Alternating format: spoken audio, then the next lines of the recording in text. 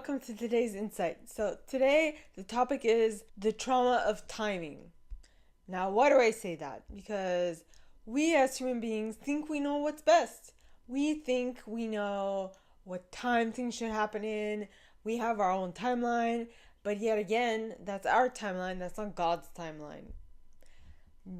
Don't forget, we see only what we can see, what we can perceive. But in actuality, God has a more global and more universal way of viewing it, way of knowing what's going to happen, because we only see a small portion of it, but God sees farther than that. And now the reason why I say this is because things happen in my life where I'm like, I don't know if I was following my prompts or if I was following the devil's prompts or if I was following my egoic prompts. Let's just, instead of calling it the devil, let's call it the egoic prompts. Because I believe at some point, alright, God is neither good nor bad. God just creates. And we as human beings, from our egoic standpoint, place something as good or bad. Because things are neither good or bad. They just are. It is our perception and our thinking that makes it one or the other. Because everything that happens on this planet at any given time is to teach us a lesson and to bring us back to the good and to bring everything back to equilibrium. But that is my perception. You don't have to take part in it. You can believe in what you want. All right. Now, so what I remembered, okay, is that I saw this person and I thought I was enamored by them. And so I put in all the energy thinking that they were the person that God had sent for me and blah, blah, blah. But this person never really did anything to continue the relationship. Nothing at all. And so at some point, and it's been 14 years we've known each other. And I heard in a reading, now I don't know if this is true or not, that someone is going to come back around and is going to feel very, very bad about what they've done up to this point. And I'm like, all right, if this is them worrying that they lost a chance, they did. Because, I mean, they could have done something like after the first year, the second year, after the 8th year, after the 10th year, but they did nothing.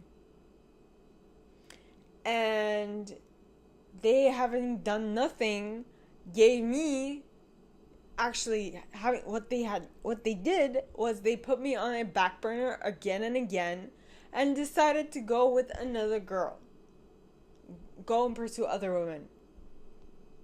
I'm like, okay, so if that means you're into, what I get from this is that you are not into me. You don't want to continue this relationship with me, which to me indicates that it's time for you to go. I'm like, okay, so I'm gone. And now if they come back moping and groaning, I'm just like, okay, well, sorry. Like, no. Like, when I was interested, you tried to not show interest. So I'm like, yeah, you know what? No.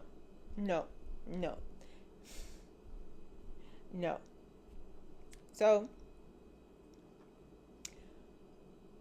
timing is everything. And sometimes divine timing is gold, right? So maybe I was thinking, was this meant for me really? Or was this meant to teach me a lesson in order for me to go towards the right person? And I guess only time will tell. because this is a part of the future that hasn't been written yet. And I mean, we never know. And what I know is I want to continue this relationship with someone else. And I'm like, okay, well, not this relationship, but a relationship with someone else. And so I'm not sure what is going to happen, because also I heard a reading earlier today, and there is one thing that you should know with tarot readings. Tarot readings are timeless.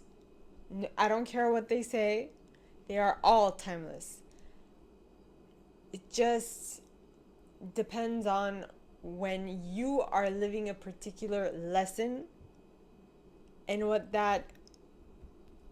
that reading coincides with that lesson. Because everything happens simultaneously. There are multiple. Think of it this way: how many people are on this planet? And we can for sure say that there are billions of people learning billions of lessons, some of which resemble each other. And so, just because some aspects of a reading apply to your situation doesn't mean that all aspects are going to apply to your situation. That is why most tarot readers will tell you, take what resonates and leave the rest. Because some parts are not for you, while as other parts are for you. And so it is very important for anyone who is listening to any type of tarot reading or any type of reading to take things with a grain of salt.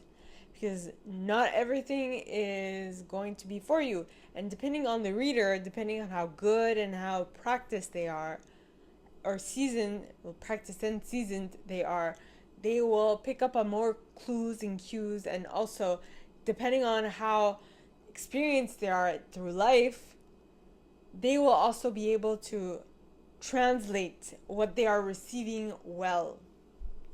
Okay, because I remember at some point I had a reading from this lady, and to be quite honest with you, I feel like she was single. Like she's very comfortable in her singleness. I don't know if she's ever had lovers or if she's ever had things, but the reason why I say this is because she had told me something that her perspective showed me that she was thinking more along the lines of herself, or she had never experienced that specific thing, so she didn't have the prerequisites to translate that type of information. I hope that makes sense. I'm going to give you an example, okay?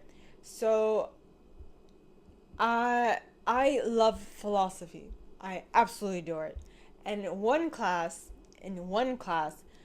we had to read a text, and I remember that a lot of my colleagues, we had to read a text, and the teacher had put us in groups. And while I was in a group, it wasn't actually philosophy, it was actually psychology. And I remember that a lot of my group mates didn't really understand the text. It was very esoteric, not esoteric, but very I think it was Nietzsche. I'm not sure. But anyway, the author was writing about things that were very nebulous for a lot of people because they hadn't experienced it prior. Though I was happy to say that I had experienced it. I had lived it through having been hit by a car and having gone through a physical trauma. So I was able to clearly and succinctly explain to them what was actually happening. Now, having gone through that situation, having understood it, it was my duty to explain to them what it actually means, which is what a reader should do. But if the reader does not have, okay, another easy way I kind of went the long way to explain this.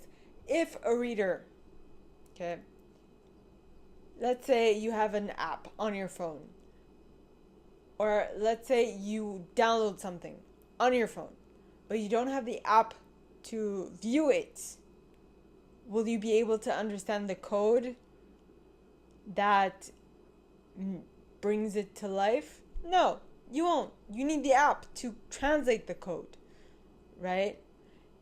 Another example, if you get a text in a language you do not know, will you be able to understand it? Hell no. So you're going to have to find someone who does, or you are going to have to write it out in Google Translate or whatever, and translate it that way. But there is something that's missing, a link that's missing. So basically, translating some messages cannot be translated by certain people because they didn't have the information yet. Another example, one of mine, okay, I remember I took part in a convention with a colleague of mine at some point, and I gave a reading to someone, and she came to me, and I'm clairsentient, first and foremost, which means I feel people's emotions. And during the reading, all of a sudden I got like such a big download of like sadness, and I was like, oh my god, I felt like crying. I literally felt like crying. I was like, this is such pain. But when I described it to her, because if this is what she had gone through, to her it's no longer such a pain because she's experienced it, she knows it, so it's like normal for her. But for me, it was a lot. And I was like, whoa, what is this? Right? So, just like anyone else, if you don't have if you can't explain it simply and succinctly, you'll try to grasp at things. Exactly like what I think Nietzsche was doing in that text, if that's who wrote it. The author of the text that I explained to my colleagues who were like, what does this mean? Right? Because they're like, this makes no sense. But because I had the experience, I immediately understood what it meant. But readers or mediums or anything that translates communication from another spirit, or from another realm, right? Like, if they get it and they don't understand it, they won't be able to clearly explain it. So there are also some people who, if you really want to go woo out there, like woo out there, people also know light codes, people also know other forms of language, and those languages are not from this planet, right? And now they understand the message because they've learned the language from another planet, but we don't get it. But that doesn't mean that they don't understand what they say. Generally, they will say it and then they'll translate it. It's just like me, because I speak 3 languages, right? And sometimes some concepts just come better in one language than another, all right? And so what's going to happen is that I will say it in the language that it comes in, and then I'll immediately translate so that people understand what I'm getting at and what I want to say. So, is there something that you are experiencing that you are trying to convey to others, and yet you're having a lot of difficulty or coming up to a block because you don't exactly know how to explain it? I feel like that is what young kids with a lot of energy or a lot of emotion or an excess of something, and they don't know how to translate it yet, that's what they are going through. And that's most probably why they cry, or that's why they like get angry or something. It's just that they just need a way to put out all this excess energy. I hope that makes sense, because I wanted to clearly and succinctly explain something that's complex in a way that is understandable. This is going to be a very long video. So, what I want you to ponder, is there something that you want to convey to others that you're not quite sure if they will understand, so you're like extenuating the explanation just a little too much, just like I just did? And is there a way?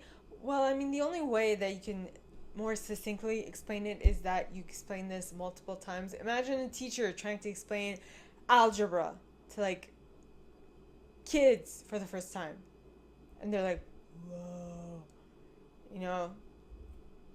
Or Albert Einstein trying to explain E equals mc squared. I think Albert Einstein created that equation. But nonetheless, the way that you can simply and succinctly explain something is that you get experience explaining it multiple times. And so this is the first time I'm explaining this. So is there something that you can explain often so that you can get better at it, and so that people can feel like you know what you're actually talking about? Ponder that.